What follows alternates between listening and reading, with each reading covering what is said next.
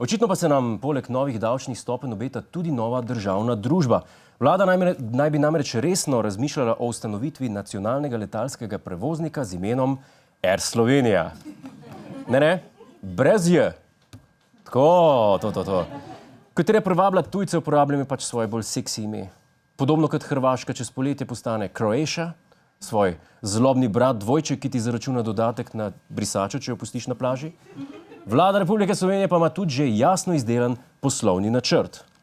Novo podjetje naj bi najelo od 10 do 12 letal, prej jih je imelo 10 in vzpostavilo 15 najbolj optimalnih linij. Tudi takih, ki ne vzdržijo komercialne logike, jih bo pa subvencionirala država.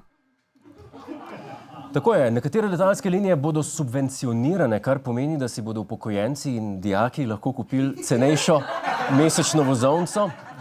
Za študente pa bodo nudili celo letalsko hrano na bone, kar je super.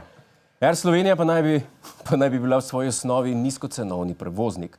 Dobesedno, saj bi glede na projekcije vsako leto ustvarila več kot 5 milijonov evrov izgube, kar je super popotnica pred začetkom poslovanja. To je podobno, kot če bi na začetku faksa pred celo predavalnico naznano: spoštovani kolegi, kolegice, spoštovani profesori, jaz sem letos le vse fuknil izpite. Hvala lepa, samo to, da sem povedal. In pa, ko se to res zgodi, nisi razočaran, valjda.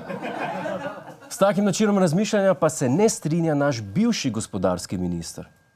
Mislim, da lahko precej bolje nameni, če ga investira tja, kjer je ta denar bolj potreben, to pa je v zdravstvo, šolstvo, v infrastrukturo, medtem ko letalski posel naj prepusti tistim, ki ga obvladajo.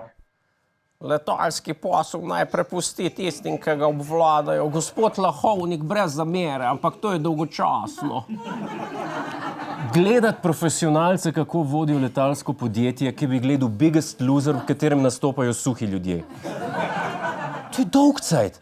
Mi smo navajeni gledati amaterje, ki nimajo pojma, kva počnejo.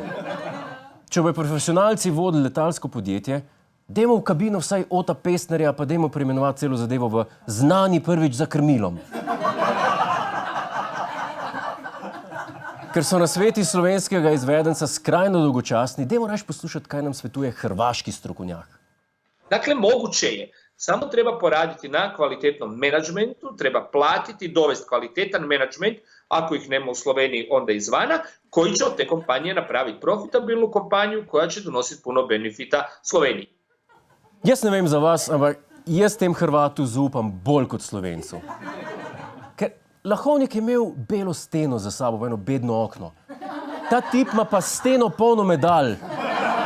Ej, kdo pri zdravi pameti ne bi zaupal človeku, ki je 8-krat izdelal bralno značko, pa 2-krat zmagal lumpijev tek? Come on!